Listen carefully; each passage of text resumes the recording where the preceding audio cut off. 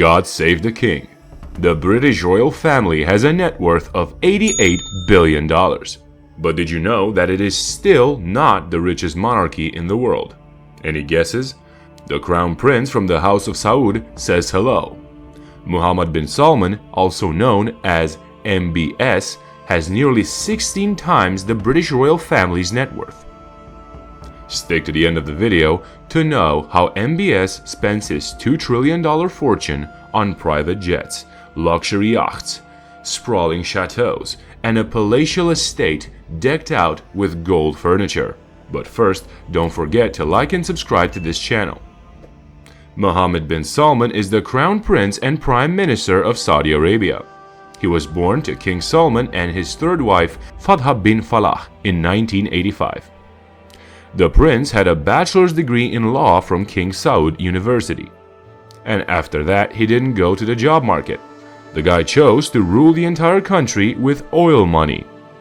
2017 was the year when he was given the taste of the throne. His daddy named him the Crown Prince. What a cool name. All hail to the king. The House of Saud has a net worth of around $2 trillion. Salman believes in lavish spending. He likes to pump out that oil money into buying expensive cars and then modifying them with gold plates. He must be fond of doing these donuts in the Arabian deserts. Speaking of his cars, he has a diamond-coated Mercedes.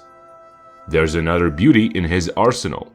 Look at his gold Lamborghini Aventador SVJ worth $7.5 million.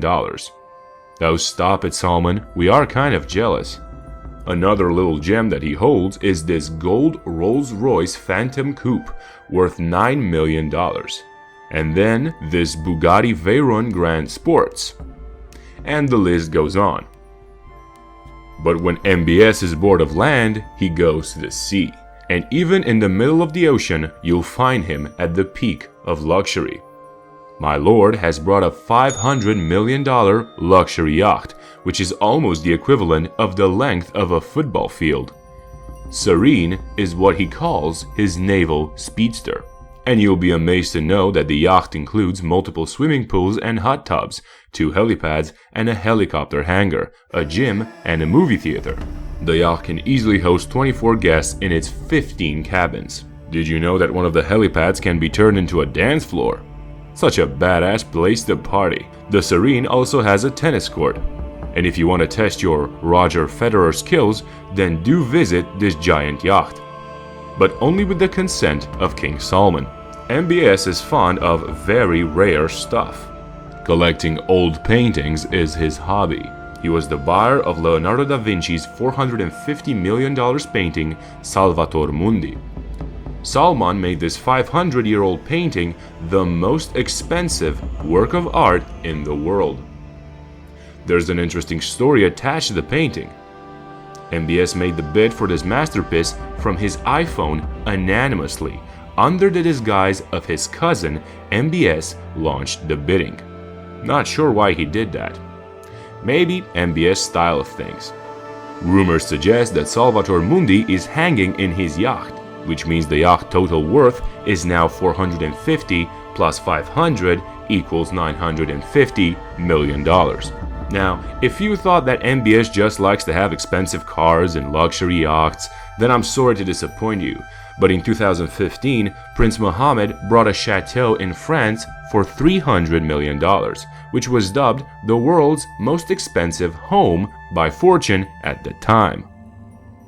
The chateau has 10 bedrooms, an outdoor and an indoor pool, a cinema, a wine cellar, and a moat with an underwater chamber. This 17th century styled beauty has magnificent fountains, air conditioners, and sound systems, all controlled by a simple iPhone.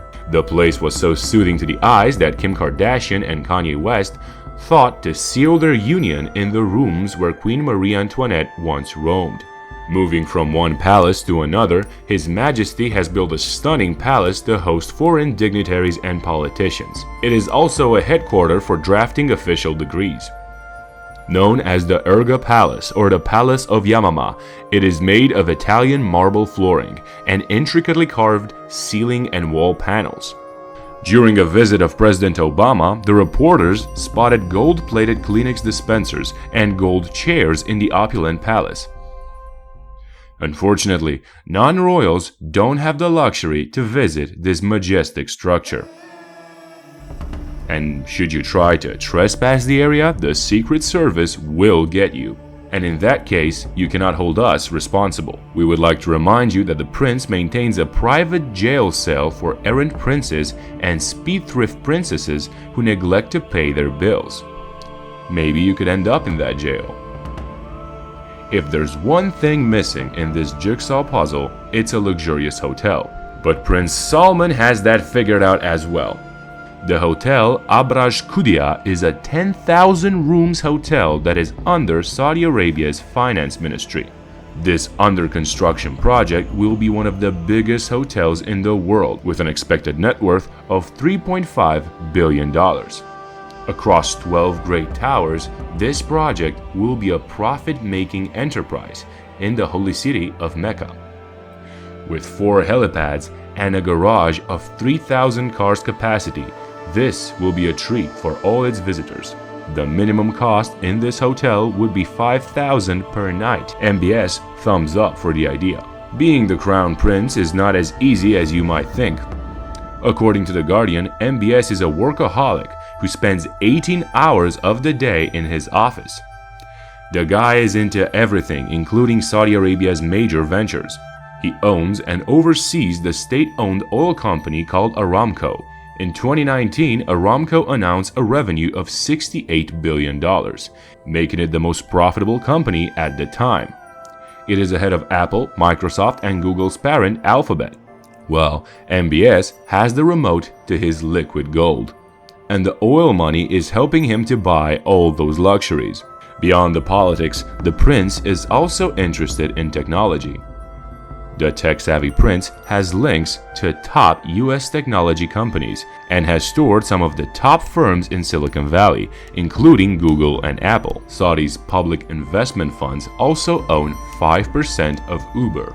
You won't find his gold-plated Lamborghini to come pick you up, but still his investments in Uber can improve service quality. Salman is not always dealing with his oil buyers. He's interested in other endeavors, one of which is our favorite sport, football. Guys, when you have trillions of dollars, purchasing a football club is a piece of cake. He successfully purchased England's Newcastle United for a whopping $409 million, giving the Saudi consortium 80% ownership. Safe to say that Newcastle is now the richest club in the world. First Manchester City and now Newcastle. Well, oil money can buy you a club. Not sure whether the oil money can do something about the empty stadiums though. It is also reported that Mohammed bin Salman has investments in Starbucks, Facebook, Disney, and Pfizer. And the royal family is rumored to own other companies around the world, including in Switzerland, London, and Morocco. And when Salman is tired from the busyness of his life, he spends $30 million on vacations. It is reported that he spends this much on a vacation in Malaysia, taking over not 1 but 3 resorts for himself, including this one, Anantara Digha. In an interview, he said, "I'm a rich person and not a poor person. I'm not Gandhi or Nelson Mandela. I'm a member of the ruling family that existed for hundreds of years before the founding of Saudi Arabia." Well guys, let him enjoy his opulent lifestyle. Despite all this, he has faced serious backlash in recent times. The murder of the journalist Jamal Khashoggi triggered global resentment, and the CIA pointed fingers at Mohammed bin Salman. Maybe Salman has to correct his human rights record if he wants to become the wealthiest person in the next few years. What do you think about Prince Salman's realm of $2 trillion? Are the yachts, cars, hotels, and palaces worth their hype? Do share your thoughts in the comment section. And subscribe to the channel if you want to see more such content.